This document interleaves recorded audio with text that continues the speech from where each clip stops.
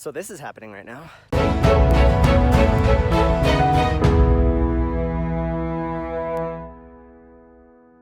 Yo, Making Millionaire crew, I'm gonna pause the music and take all this off as I wind up. So it's late Sunday night and I have been doing tax stuff. Just barely wrapped up my taxes for 2018. Man, next week or at some point when I do my tax return, I'll have to share some numbers because it's has fucking surprised me. It's surprisingly higher. I'm gonna either next episode or some episodes coming up, I'm going to now start calculating and showing how close I'm getting to making my first 1 million. I'm getting closer, I'll just tell you that.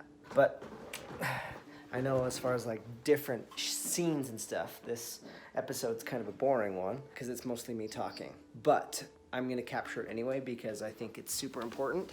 And so this week I spent some time looking for places to live in Phoenix. I put an application in on a couple of places. One place really. I canceled one of them, so there's one place that we're serious about, so we'll see about making that happen. Hey, so the house, our friend's house that we were thinking of potentially moving into for the next couple of months, just Brady said her mom's actually selling the house, so we're not gonna be able to move in it. So I've just been looking online at all these different apartments and just looking and looking. I need to decide. I need to find it and decide in the next couple of days so we can freaking get planning. But now I gotta put a pause on this so that I can do coaching calls and get some business stuff done. Here goes. You taking my hat? Can I have it back? It's gonna stay on me for the rest of my life. Oh yeah? It's like a tattoo? Except, do you see how it's backwards? It totally is. It's backwards. So look in the mirror, Archie. Archie, look in the mirror. It's forward now. You can't see him. That's hilarious. Isn't that funny? Yeah. Cheese. Golly Wally, this is not a little bit of snow. This is a lot of bit of snow. I think over the next couple of weeks, every single time it snows, I'm just gonna be reminded, okay, almost in Phoenix, almost in Phoenix, almost there, almost there. It's a winter wonderland here in Centennial Park.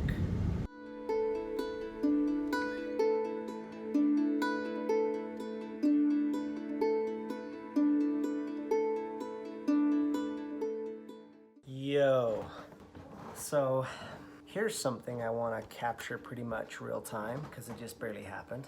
I just got off one of the most difficult phone calls and yet useful, at least at this point, potentially useful. It stung, but I don't think it happened by accident.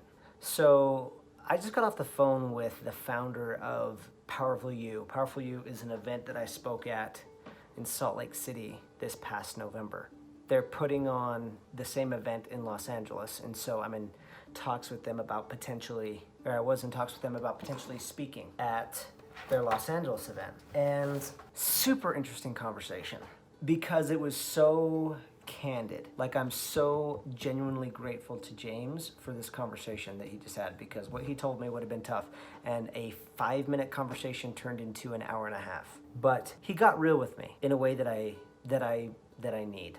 For me to make the impact that I actually want to make on the world, I think this conversation was needed. So he asked my permission if he could share his perception of me being at this last event.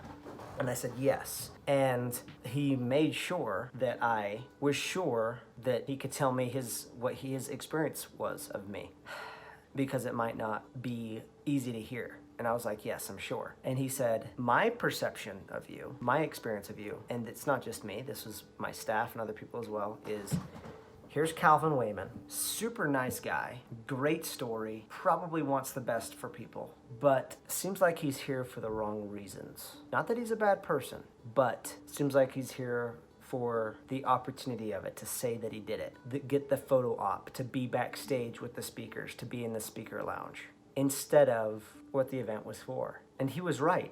In a lot of ways, he's right. Yeah, I have my intent bracelet that says unconditional. I think in a lot of ways he was right. That I was so excited to say that I got on stage with Tom Bilyeu and Lewis Howes and Mel Robbins and Jay Shetty. And yes, I want to help other people and want to make a difference for people. But props to James for sniffing out the bullshit. Because if I look at myself, there's some things I got to work through.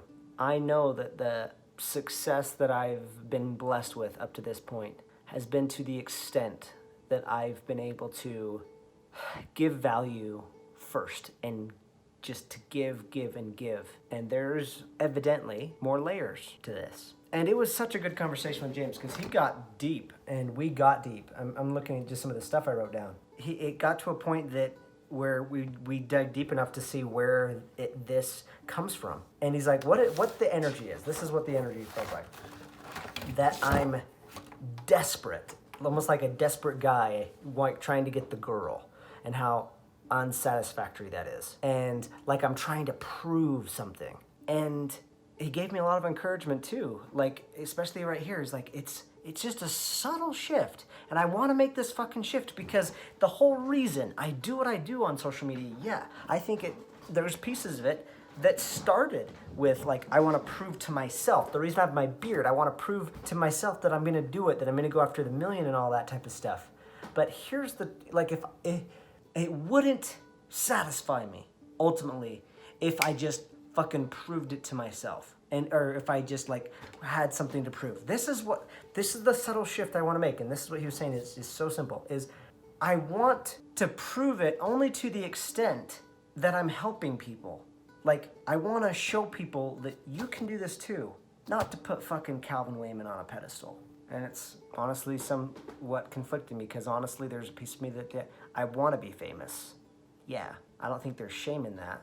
But I think it needs to be for the right reasons. Anyway, James and I dug deep to where it comes from. It's like, when you're doing it for the wrong reasons, there's like this lie of separation of yourself and everyone around us, like all of humanity.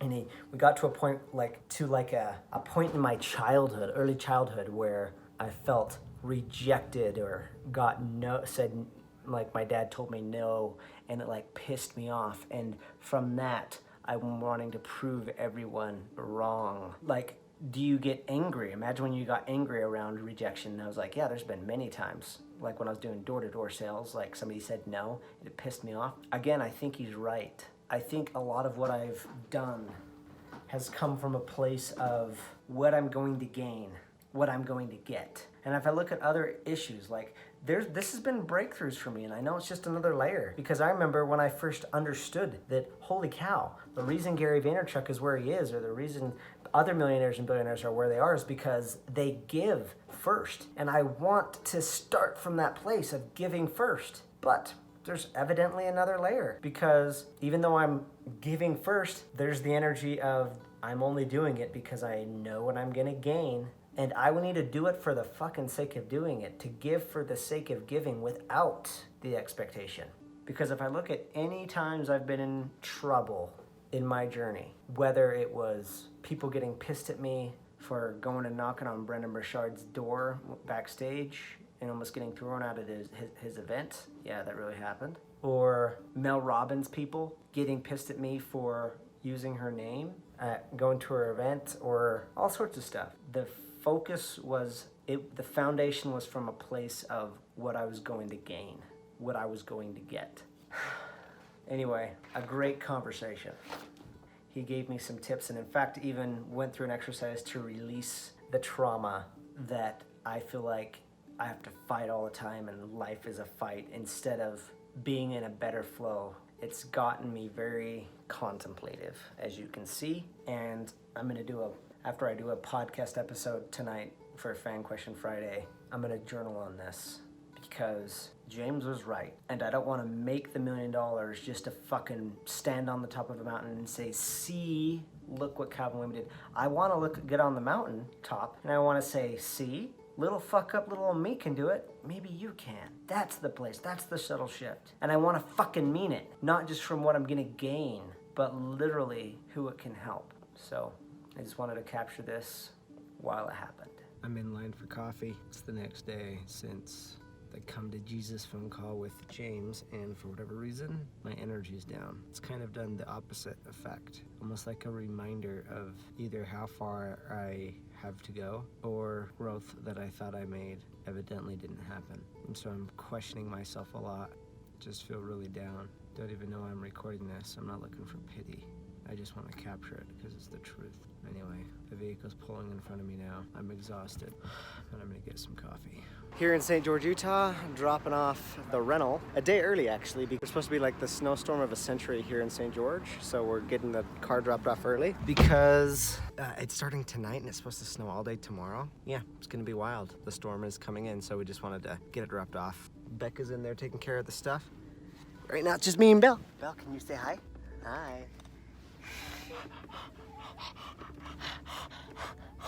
Your baby. I hear your baby. So this is happening right now. Check this out.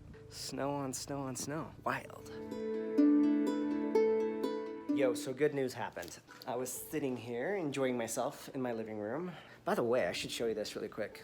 No more big sofa. We got rid of it. It kind of echoes in here now. So this whole place is gonna be empty in about a week on the next episode, actually, because we're moving out. I still don't have a place figured out. We're living in Phoenix and we're like needing to move in like 8 days, but I'll figure it out. But the good news that just happened is, I mentioned this a couple of times on other episodes, but my car got in a wreck, one of my cars, my Chevy Cobalt. My wife's sister was driving it and somebody ran a stop sign and caused the wreck and the car got totaled. The first time we were given an offer was $3,400 for it, and I was like, no, that's not enough. And then they're like, well, we can give you the extra $500 for the deductible back. And then we went to the other insurance, and then they said $4,400, and I'm like, I still want to get at least $500. And I just got a phone call that said that they're going to give us $5,400 if we accept it. And I was like, yeah, I'll do that. So we're gonna get $5,400 for the Cobalt. We're just gonna sit on that cash for a minute for another vehicle when we come back here to Centennial in about 5 months, so that Becca can have a car. But for now, we're just gonna keep the Chevy Cruze. And then here's the other thing I want to document, because I don't know if it's if this is a human thing or if I have pieces of, like, I could just be bipolar. I have no fucking idea. I don't really think I am, but I don't know. Earlier this week was completely in a funk and agreeing with that maybe my intentions weren't in the right place. And over the last day or so, I've been thinking about this. And I want to stand up for myself a little bit better, because yes, I always want to see somebody else's perspective and see how I'm coming across and being perceived. But I fucking know myself. I know I want to give value. Like, even with this YouTube show. Yes, do I want to be a millionaire? Damn right. Do I want to live a great life and have freedom? All of that, yes. But when I look at my intentions, I think they're in balance. I don't think that I want to be a millionaire at the expense of other people, and that to me is a bad intention. And I also don't think, like, just in a general sense, that business people and entrepreneurs and artists and authors and speakers, should they do everything for free? No, obviously not. We wouldn't expect a mechanic to do our car for free, no matter how much he loves cars. We wouldn't expect a plumber to come do our fix our pipes for free, right? Here's the difference. Wanting to help people first, and you don't want to do it at the expense of them, meaning you want people to freely give you something because of the value that you gave. And I love a couple examples on this. Gary Vee talks about the 51-49 principle, and I'm like, yeah, I want that. Fuck yeah, I want that. I don't want somebody's 49% unless I've given the 51%. I don't want it like that at all. And then I saw this other analogy of, imagine that you're handing out $100 bills for 20s. Like, who would do that? Everybody. Like, it is not bad for you to get the fucking 20 if you're handing out hundreds. And I think I was in a vulnerable spot when I was in that conversation of, like, eating myself up a little bit, but at the same time wanting to see the truth and what people are experiencing. But this is what I know, especially with that specific situation. I was fucking giving. Not that I'm not saying I shouldn't. I mean, I was there for free and all that stuff. And I'm not saying all that was bad. And yes, I wanted to be on stage and to have relationships with the cool people there, but the only thing that I'm wanting to document to myself here, if anything else, is sometimes people are going to perceive you differently than your true intentions. And just with myself, more than anything else, I want to stand up for myself and my intentions, because I know where ultimately I was. And yes, I want these other things, but not at the expense of anyone. I want to provide so effing much value. All of the things that I desire come and then some. So if I'm going to be a millionaire, put out $2, $3, $5 million worth of value. It's the reason I do this YouTube show. It's the reason I do a podcast. Well, the podcast, I just also enjoy real conversations. Let's be real there. But it's the reason I do anything is I want to make an impact on people. I want to make a difference. And maybe the selfish reason is I want to feel good about that. I want to be remembered. I want to be thought, when people think of Calvin Wayman, they think of how they got changed. I just wanted to put this in because of what I said on another clip earlier, and I don't want it to be documented. That's only half of the equation, that I need to like fine tune what I do and what I believe in. Some of it does need to be fine tuned. I need to make sure I'm clear on my intentions with people, but at the exact same time, regardless of what other people think, I need to know what I think. I need to know what I believe and stand up for myself in my own fucking head when somebody gets it wrong. So, yeah. So I suppose the final thing, the takeaway from all of this is, by the way, I'm not peeing, I swear. It's coffee, or tea, I mean. The piece of advice, if anything, like the takeaway with this entire thing is know your worth, but also make sure your priorities are in order. Just looking at the snow, people are out here tubing at the sand dunes. It's kind of awesome. Now, here's something that I think I want to wrap up and have a theme on, because there's been obviously roller coaster where this week where I felt really down on myself and accepted somebody basically saying shit about me. And something interesting happened yesterday. I connected with my man TJ Reeves. He's been on my podcast, and he put together this test called Code. And I took this test, and it's the most elaborate test I've ever taken. And it took like an hour and a half, 2 hours to take. And then I got on the phone with TJ and talked about it. And basically confirmed my suspicions that I had after I talked to James earlier this week, and after I started to think about it, like, wait a minute, I'm letting people walk on me, and they don't even really know me. Anyway, the interesting thing is test showed that, and TJ talked about it, and it was really interesting.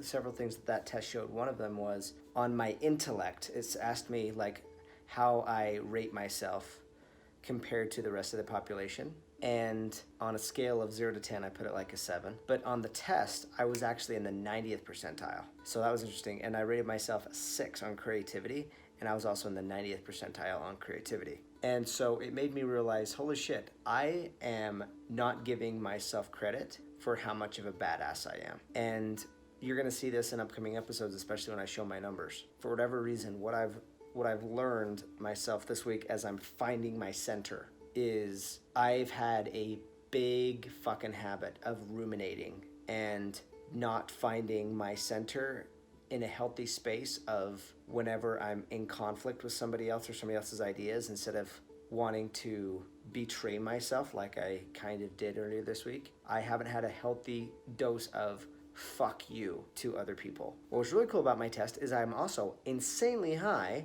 on things like compassion. And so it's just finding my balance, finding my center, because this ruminating makes so I don't get shit done. It makes so that I'm not running with confidence saying, yes, this is the direction that we're going. And that excites me so much because of how much has been able to get done with the rumination, with not going full force, with not being completely centered with myself. And so it just makes me think, if I keep the compassion and I can increase my testosterone, if you will, and get centered in myself, that if something comes my way, I'm like, I'll fucking handle this. Or if something crosses my way that is out of alignment with what I know to be true, I don't apologize for being me or anything else, and I develop the attitude of fuck you, I know what I'm doing, and just keep on moving. It just excites me to see what can come from it. So the theme for this week is finding my center. That's what I'm looking for, and I just know that when I do that, it's going to allow me to just get so effing much done, and my growth and every single level is just going to accelerate and go bigger and bigger. But I'm gonna wrap it up right there, guys. Thank you so much for watching. This is the first story, watching a regular dude go from 0 to his first million as it's happening. Thank you so much for watching.